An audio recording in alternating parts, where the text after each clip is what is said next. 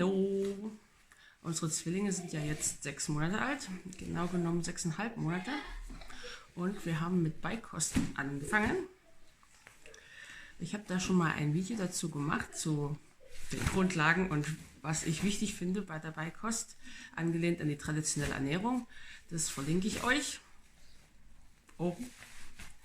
Und ich wollte euch mal zeigen, wie ich das jetzt mit den Zwillingen mache. Da habe ich vor 3 Wochen angefangen, also kurz bevor sie 6 Monate geworden sind, habe ich angefangen, was anzubieten. Und der Samuel, der hat ziemlich gleich das gemocht. Die Sarah, die ist immer noch so dabei, kostet. Ja, also was mache ich? Ich zeige euch das mal. Was sie beide am liebsten mögen eigentlich ist der Lebertran. Man mag es nicht glauben, aber es ist tatsächlich so. Den mag auch die Sarah gern haben. Und da gebe ich jedem so...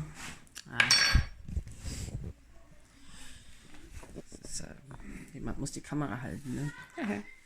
Also da gebe ich jedem so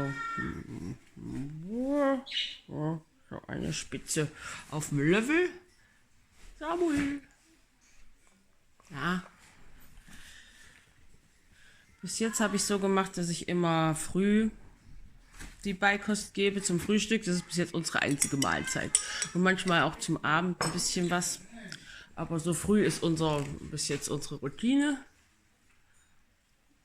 Und später führe ich dann noch zum Mittagessen, kriegt dann meistens ein bisschen Brühe und so. Das ist meistens so, dass was dann als nächstes kommt. Aber das ist jetzt mit dem Frühstück ist so das Erste, was ich mache.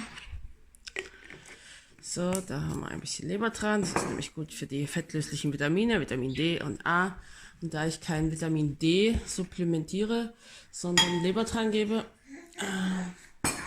ist das sozusagen das Vitamin D. Jetzt habe ich hier ein bisschen pürierte Lammleber. Die habe ich in Portionen eingefroren und aufgetaut. Ein bisschen was. Das mag der Samuel. Die Sarah, die mag es noch nicht so richtig. Aber ja, den Samuel gebe ich ja fast so. Dann habe ich hier meine Sauermilch. Und damit von Anfang an gute Bakterien für den Darm dabei sind, mache ich da ein bisschen was von der Molke in die Lammleber. Und dann verrühre ich das. Jetzt möchte ich es noch da rausfischen. Mit einem geeigneten Löffel. Ist besser.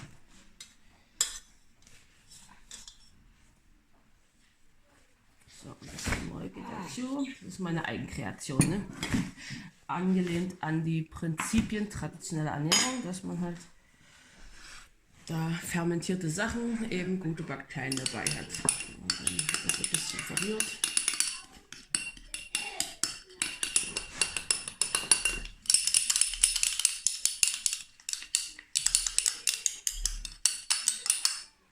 Ja, so sieht es dann aus.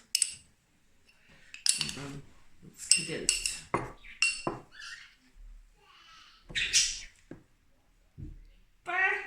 Ist sauer, wa? Ja, je länger die Sauermilch steht, desto saurer ist natürlich auch die Molke.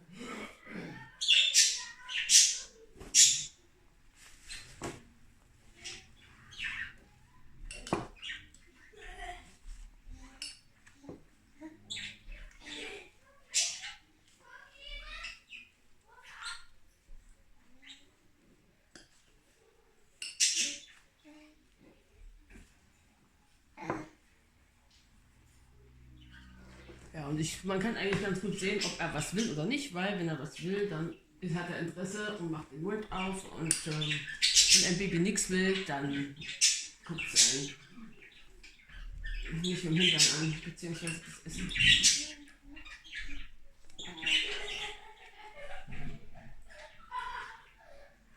So, der Sinn von das Ganze ist, dass Leber halt einen hohen Anteil an Vitaminen und Mineralstoffen hat. Also in dem anderen Video habe ich das genauer aufgeführt, was in Leber alles drin ist. Also von Eisen über Vitamin B12, B6 und diese ganzen Vitamine. Und es ist für den Körper auch leicht aufzunehmen aus rohen tierischen Produkten. So, mit der Sarah das drin lassen, ne? Geschmacksbrötchen. Ja.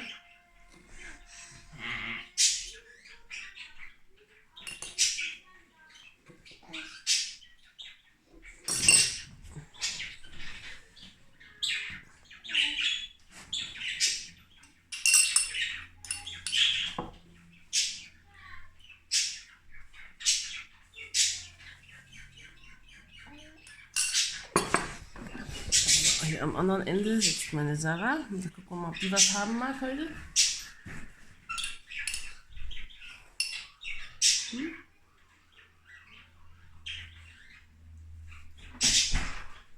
Ja, das ist sauer. Das ist sauer. So kann ich sehen, will sie was? Wenn sie was will, dann guckt sie auf den Löffel und gibt auf den Löffel zu. Und offensichtlich mag sie noch.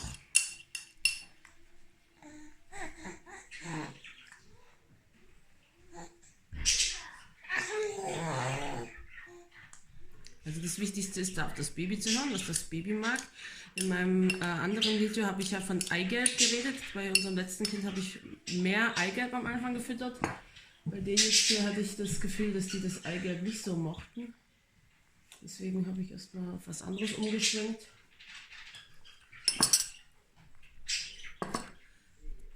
Aber das mit dem Eigelb hat die letzten Tage eigentlich auch ganz gut funktioniert. So, das ist unsere Leber-Alle. Und dann gucken wir mal, ob die vielleicht noch ein Eichen mögen.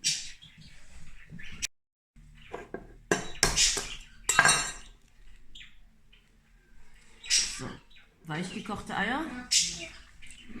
Da ist das Eigelb noch flüssig. Ich füttere nur das Eigelb, das ist leichter verdaulich. Das Eiweiß fange ich erst später an, weil das nicht so leicht zu verdauen ist. Und da haben mich einige gefragt, was denn mit den Salmonellen ist.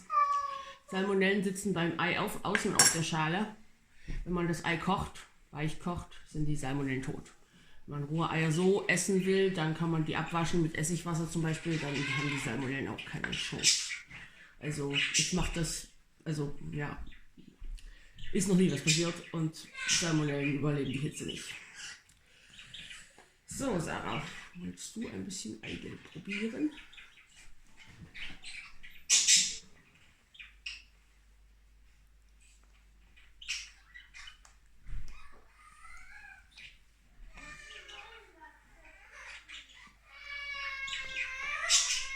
Ja, ich mag es.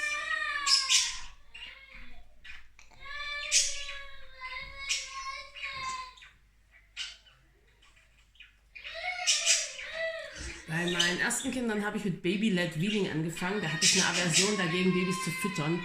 Und habe gedacht, nein, ich fütter mein Baby nicht, weil ich wurde selber zwangsgefüttert. Und ich habe dann aber festgestellt, dass die Motorik am Anfang noch nicht so besonders gut ist, um irgendwie nennenswert Nährstoffe ins Kind zu kriegen.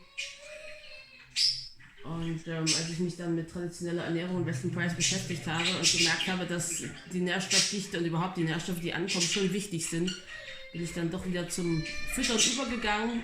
Und aber sobald, also ich gebe dann auch was zum Spielen, Essen zum Spielen in die Hand, dass die sich selber bedienen können quasi. Aber so das, was an Nährstoffen reinkommt, das fütter ich schon.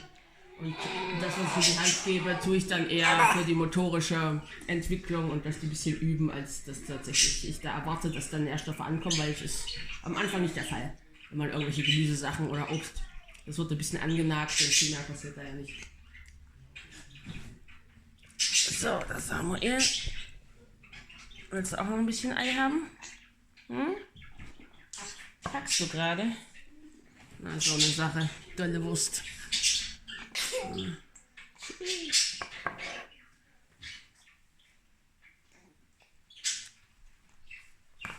Ja, also es ist jetzt unsere dritte Beikostwoche.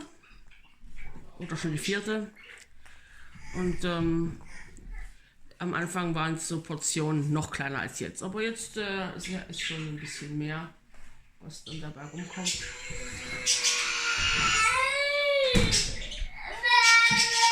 Jo, was ist denn los, Kiran? Willst du was essen? will ich nicht. Was ist mit dir passiert? Hm? Nur müde. Müde? Du hast doch was geschlafen? Hm?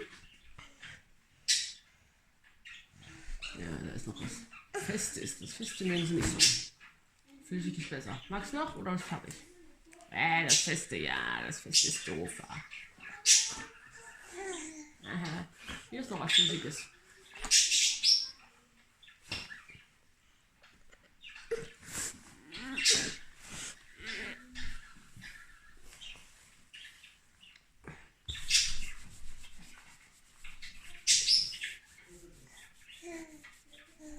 Ah ja, der hat jetzt Kacke in der Hose. Das müssen wir erstmal frisch machen.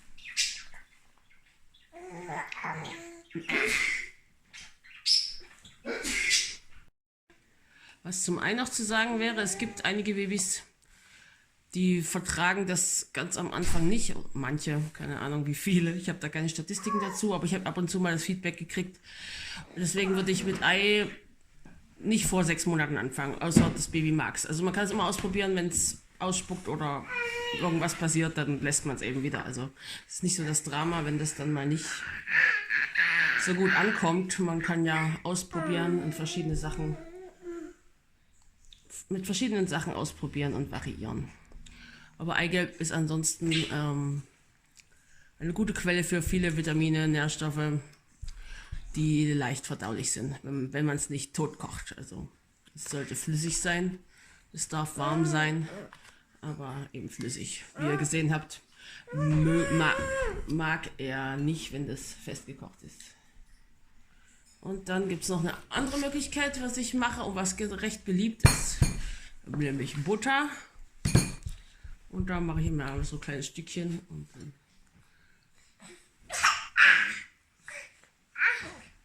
lässt er sich das auf der Zunge zergehen. Das mag er auch ganz gerne.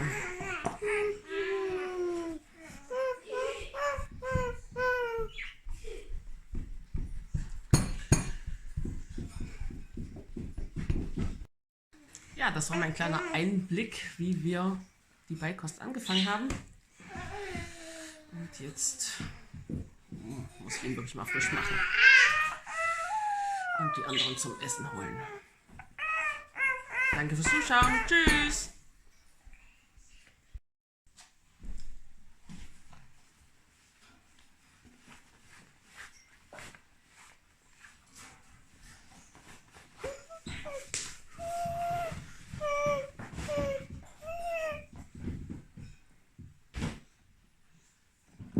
Also komm.